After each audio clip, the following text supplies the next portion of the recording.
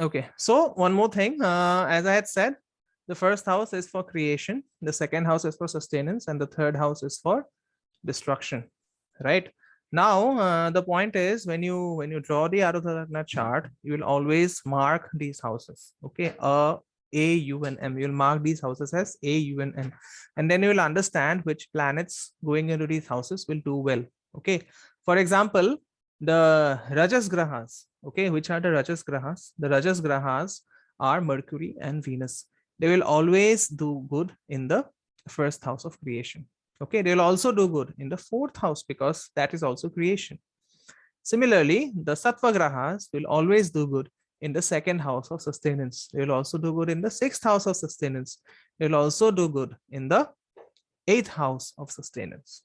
Similarly, the Tamas Grahas, that means Mars, Saturn, Rahu, and Ketu. These are the Tamas Grahas. They will always do good in the houses of destruction. That means they will do good in the third house from Arudha Lagna. They will do good in the, in the sixth house from Arudha Lagna.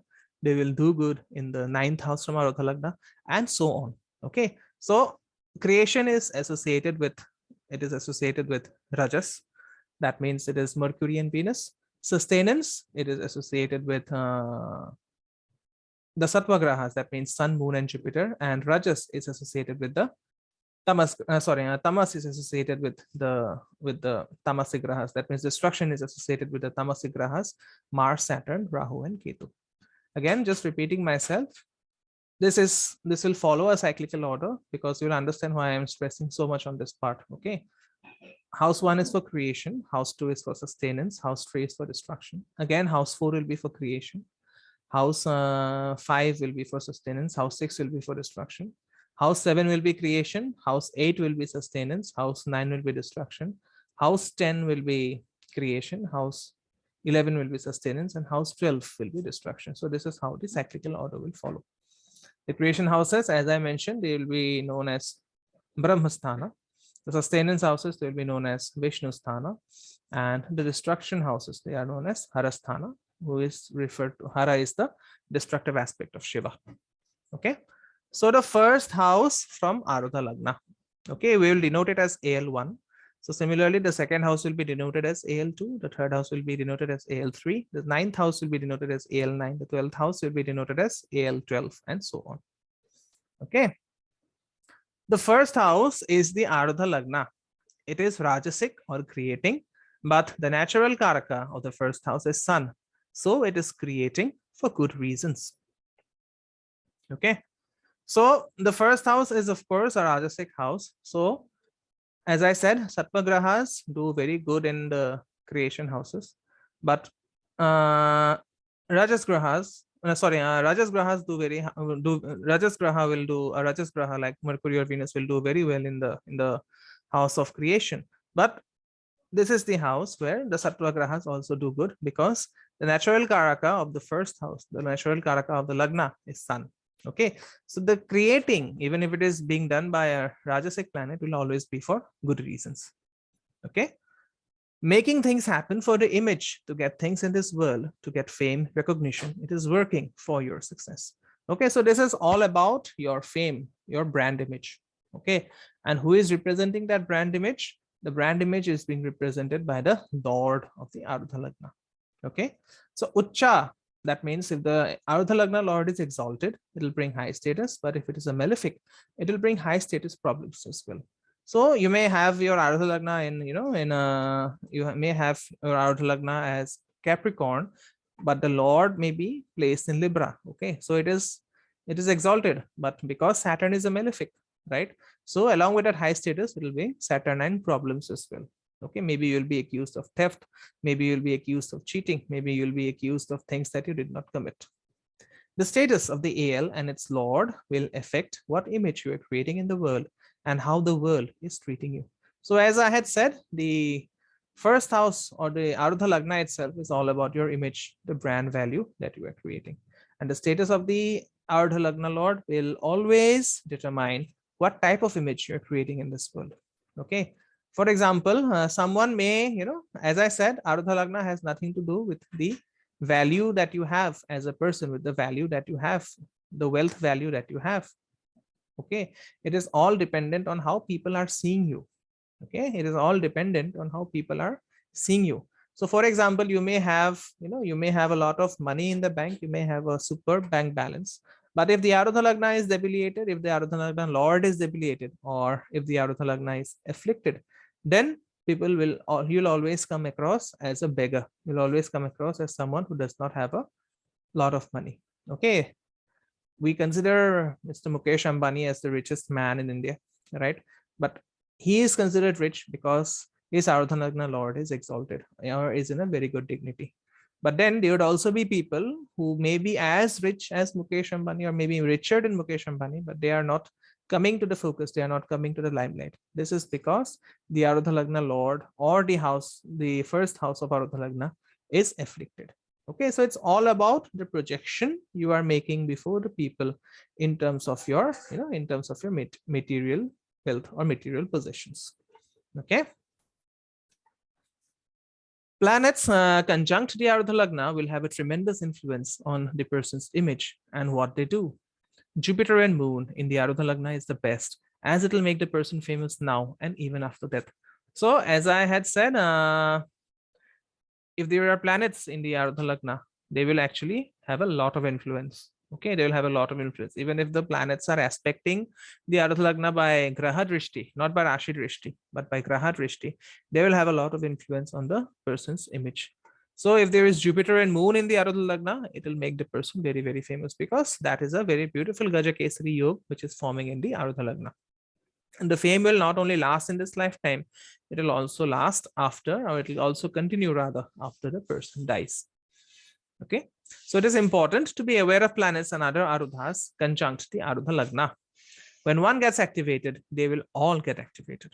Okay, so there would be other Arudhas also. As I said, all the 12 houses of the horoscope will have Arudha. Okay, so for example, the second house of wealth is known as Dhana Bhava. So the Arudha of the second house will be known as Dhana Pada. Okay, the sixth house of the horoscope is known as Roga Bhava, Rina Bhava. Okay, so the Arudha of the sixth house will be known as Roga Pada. Okay, the eighth house is known as the Mrityu Bhava.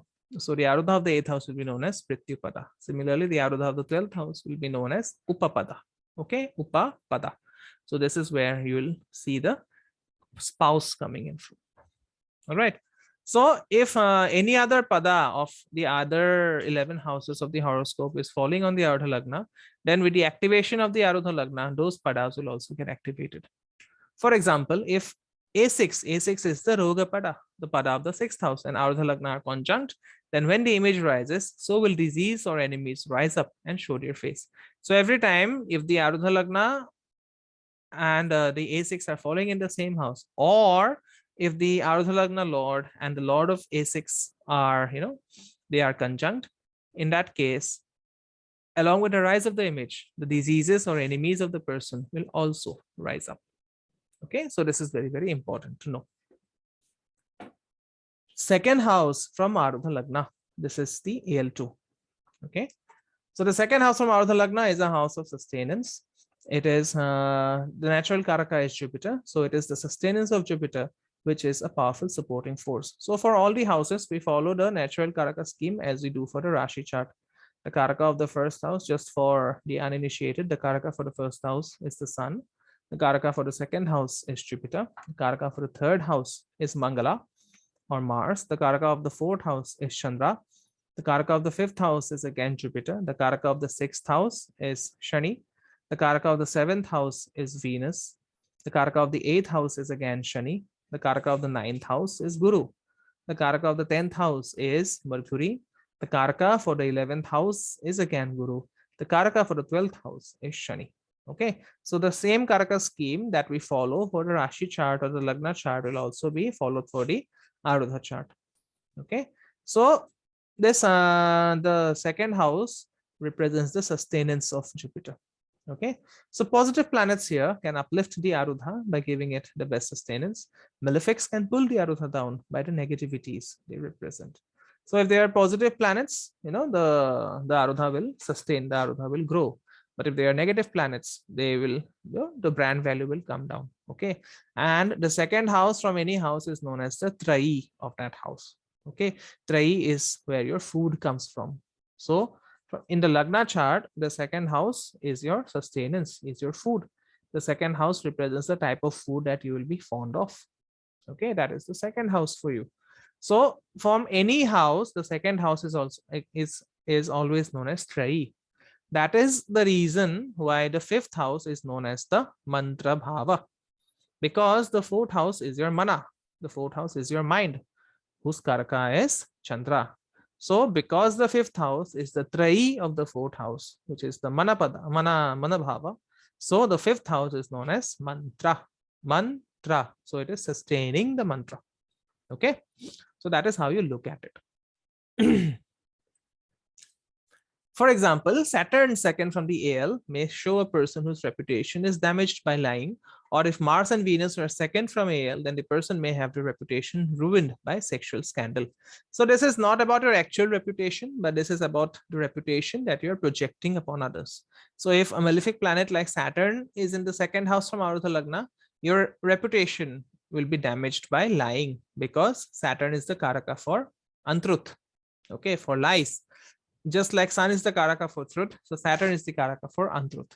And similarly, if Mars and Venus are conjoined from the AL, then the reputation of the person will be, will be ruined by sexual scandal. That means someone will come and accuse the person of sexual misconduct, for which the reputation will go down.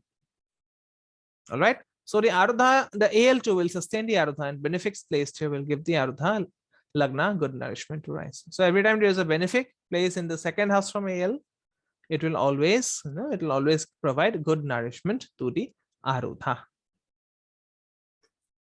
So this is what Parashara tells us.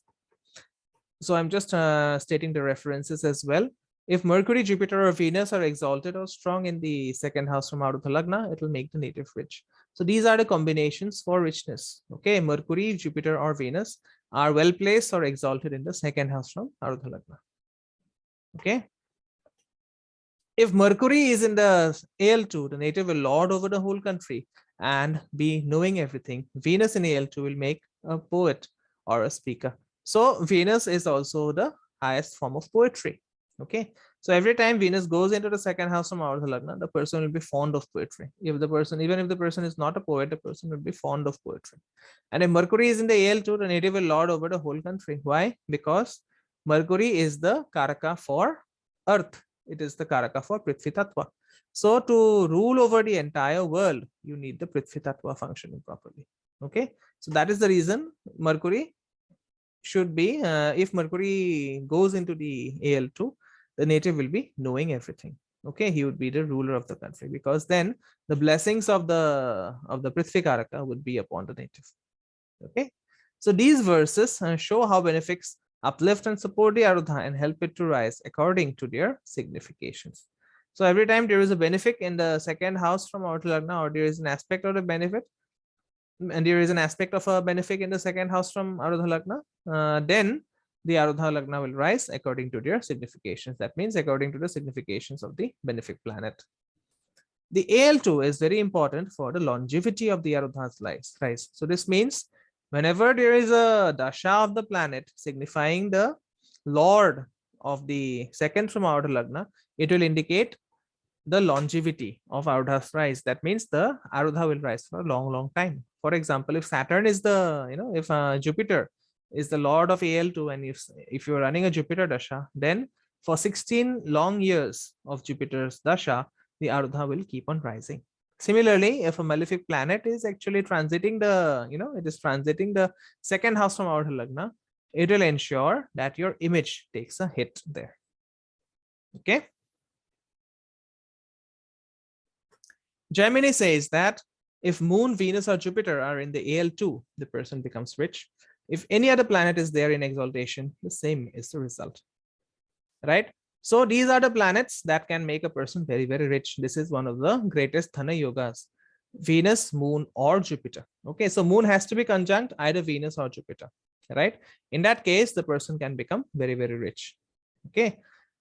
If there is any exalted planet in the second from Arudha Lagna, then also you get the same result. Okay, for example, this is a contradiction to what I have been teaching regarding the AL2. Suppose I have taught on the previous slide that a malefic in AL2 can damage the Arudha. But suppose there is that malefic is exalted. In that case, the AL2 will sustain. Okay, it is very good for the rise of the Arudha. Example, looking at the chart of Bill Gates, his Lagna Lord and Arudha Lord are exalted. His AL2 has Venus in its own sign and exalted Saturn with a Neech Bhanga sun. Okay, so the Arudha Lagna of the chart of Bill Gates has Venus, Saturn with a Neech Bhanga sun. Okay, so that means what? That means because the Lord of the Arudha Lagna is exalted, he would actually have a very good status and position in the society. Okay, so this is a very strong AL2 and will provide the proper support of his image. He is a good speaker with Venus there and became famous as a common man, Saturn, rising to one of the most powerful positions, Sun. So this is the way, this is the way you can actually see the rise or fall of that person. All right, so, because Venus is there in the second house, he becomes a very good speaker because Venus is a poet, as I had mentioned. And then initially he had become famous as a common man, which is of course represented by Saturn. And finally, he rose to a very powerful position, which is represented by the sun. Okay, so this is how, this is how good planets can ensure the sustenance of the Arudha Lagna.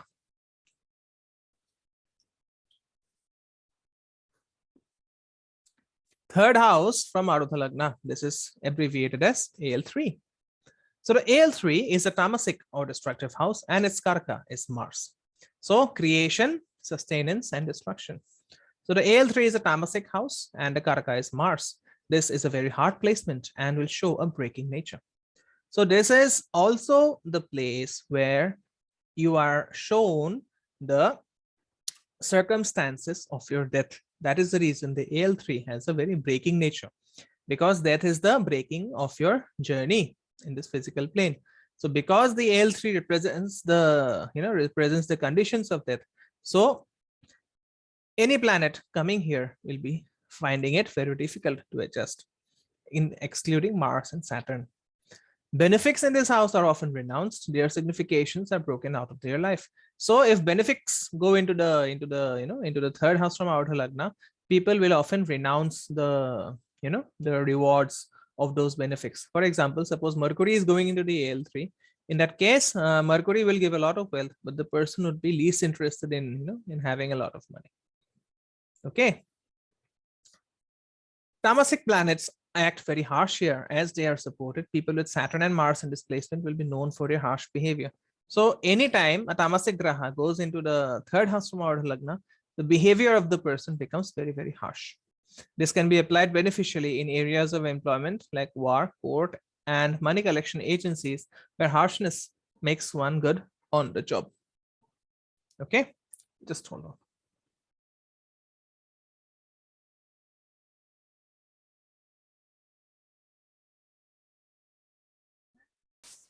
So Mars and Saturn, they are good in this horoscope, in this AL3, because it's a destructive house, but then it will give you a very harsh behavior. Okay, and will give areas in employment where you are required to deal with harsh people. Okay, if you are in the police or if you are in war, harshness makes you a good candidate for those jobs. Okay, so this is one way in which you can make a professional analysis. Gemini says that malefics in the third and sixth will make one good at military service. So as I said, the third house is the house of destruction and the sixth house is also the house of destruction. And whenever you are working at the army or at the military, you are required to destroy your enemies. So that is the reason Gemini comes up with this statement. Okay. The third and sixth houses are houses of parakrama, energy, war, and destruction. Malefics here will make a person strong and fighting, while benefics will make a person passive. So if the person has benefic planets like Jupiter or Mercury in the AL3, then these people will become very, very passive. Okay. These people will become very, very passive. And then malefics there will make a person very strong-willed and give him or her a fighting nature. An exalted benefic in the third or sixth from Arudha Lagna is said to make a person very spiritual. So if there is an exalted benefic in the third or sixth from Arudha Lagna, the person will become very, very spiritual because he is renouncing these qualities. Because the third house is the house of destruction, because the sixth house is the house of destruction, the person will renounce whatever good things the benefic is bringing to him or bringing to her. And that will make the person very, very spiritual. So the AL3 has other special features.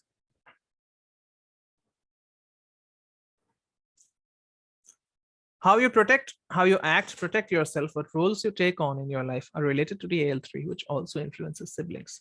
Okay, so AL3 is a good way to check the number of siblings that you have, the younger siblings. Okay, the younger siblings that you have will be seen from the AL3, the number of younger siblings. So if suppose you have 2 planets in the AL, suppose a person has 2 planets in the AL3, you will straight away predict that the person will have 2 younger siblings. It's a different matter that they may be born or may not be born, but your destiny is to have 2 younger siblings. Okay. The AL3 relates the siblings a person may have and is relative to the birth order affecting one's psychology. The nature of the siblings is seen from the D3 or the Dracana chart, but the number is better to see from the AL3 and the AL11. Okay. So the number of siblings, we are always said that the number of younger siblings are seen from the from the third house. The number of older siblings are seen from the 11th house. But my point is, from which third house? It will be the third house from the Arudha Lagna or the 11th house from the Arudha Lagna. Parasara says that Rahu and Saturn in the 3rd or 11th from AL will destroy the co-born of the native. In the 11th, elder siblings, and in the 3rd, younger siblings. So if a malefic planet like Rahu or Saturn is placed, in that case, the co-born of the native will be destroyed. Okay. Why Rahu and Saturn specifically? Because these are very separative planets. They are Vata constitution planets. And Vata will always separate. Air will always separate. Okay. Air will always separate. Fire will make your life unstable, but air will always separate. So if there is Rahu and Saturn in the 3rd or 11th from the Arudha Lagna, it will destroy the co-born of the native.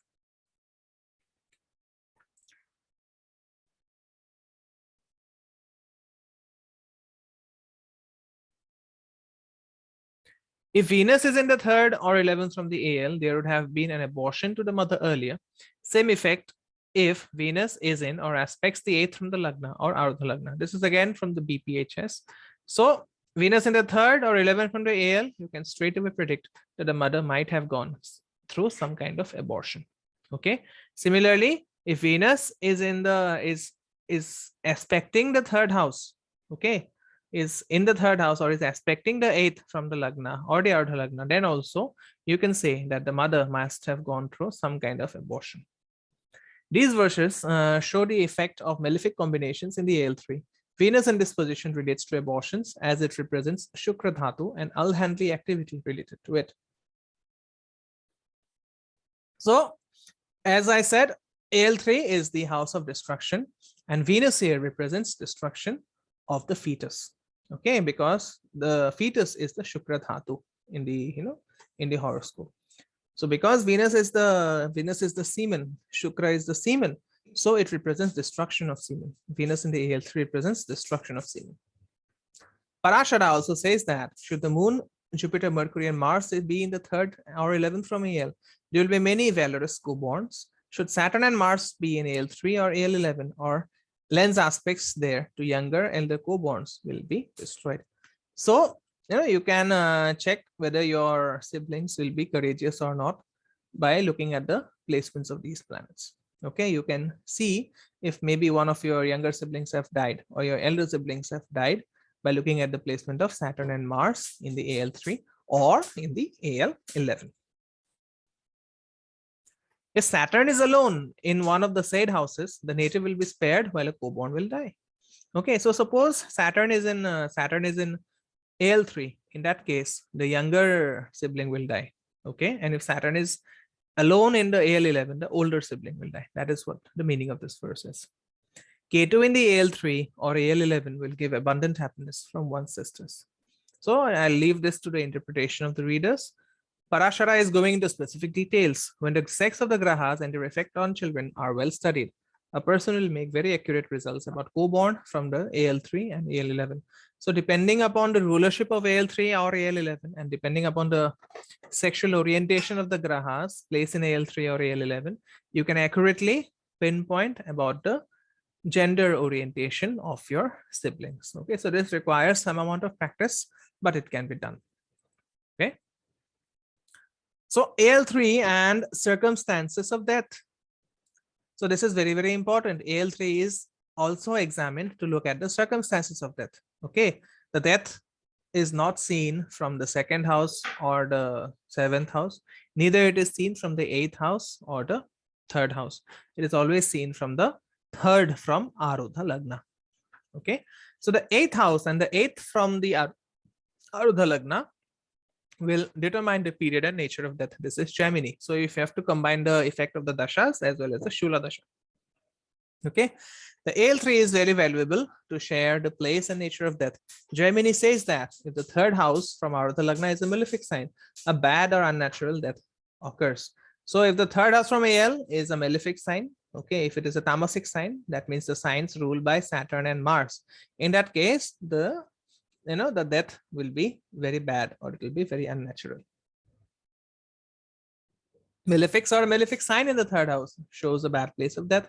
Benefics or beneficial sign in the third house shows a nice place of death. So if it is a benefic sign like Pisces or maybe Cancer, the place of death would be very, very good. And it is the exact opposite if the signs are malefic or if the signs have a malefic aspect of some malefic planets. Okay. So this is important to note. The sign shows the place of death, while the planets conjoining or aspecting the AL3 will indicate the cause of death. So very, very important to understand. The cause of death will be shown by the planets that are present in the AL3 or aspecting the AL3, while the cause of death will be shown by the house where the AL3 lies. Okay. For timing death, use the method of 3 pairs: Shula Dasha, Shula Chakra, and Navatara, etc. So death in astrology is a huge topic. I don't know whether it is ethical to teach calculating death or not. But as practicing astrologers, the first thing that you are taught if you learn astrology from a parampara is to calculate your own death. That is the first thing that you are taught. But then if this information goes out into the hands of the people, it can cause a lot of misuse to it. So that is the reason I'll not discuss death. But if you're timing death, then you have to use Sula Dasha, Sula Chakra, and Navatara Chakra.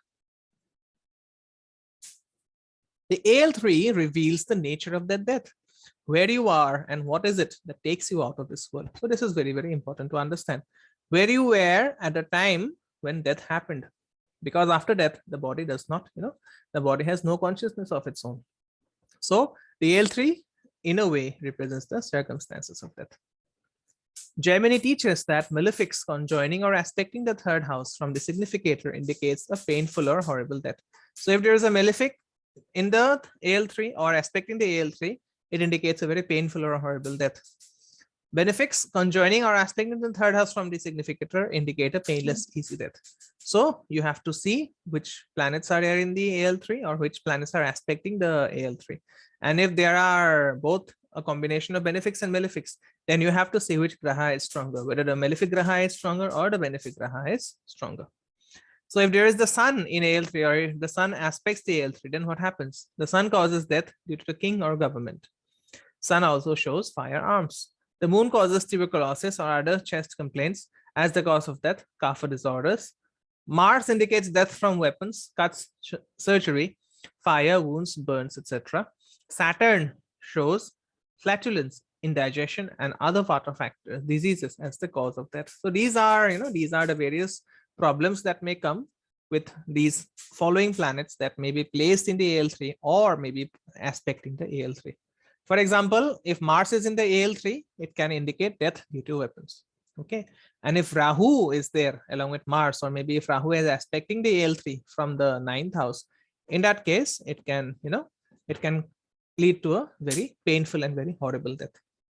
Okay. Saturn and Mandi indicate snake bite, poison, water, and bondage as the cause of death. Ketu causes smallpox and other contagious diseases. Moon and Mandi indicate death by choking or food poisoning. Jupiter indicates vomiting and the inability to eat as the cause of death. Venus shows urinary and kidney problems and diabetes. Many planets indicate mixed results. So these are the problems that come with the various planets aspecting or present in the AL3. Okay. So some people you will find they undergo a fast unto death. They'll not eat anything until they die. So that is Jupiter killing that person. Okay. Somebody may have a very bad nervous disorder. Then it is Mercury who is causing the problem.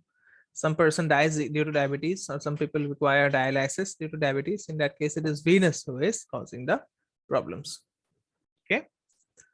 Gemini also mentions that Jupiter or Venus in the third house from AL indicates awareness, Jnana Purvakam, of the period of death.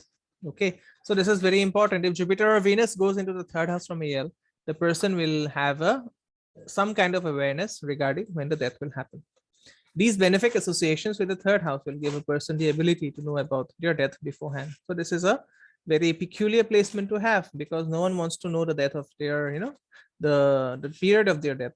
But then because Jupiter and Venus is there in the third house from AL or in the AL3, it will, or aspect in the AL3, it is known as Jnana Purvakam. That means awareness before the period of death. Malefics do the opposite. So when you see malefics in this place, your chances of predicting the time of their death is quite small, as they are not meant to know. So if there are malefics in the AL3 and the person dies all of a sudden, and if the doctor is not finding a proper reason of their death, then you can be sure that this principle is being followed. Okay. Gemini, it says that malefics third and sixth from AL give similar results, or Raja Yoga.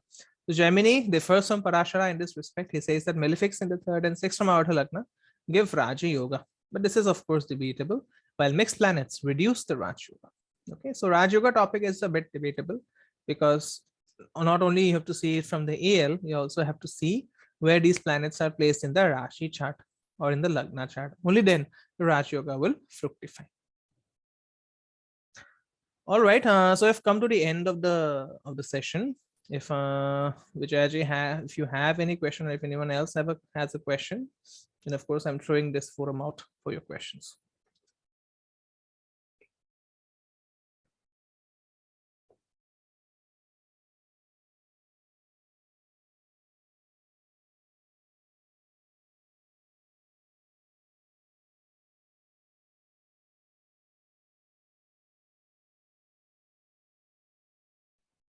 All right then.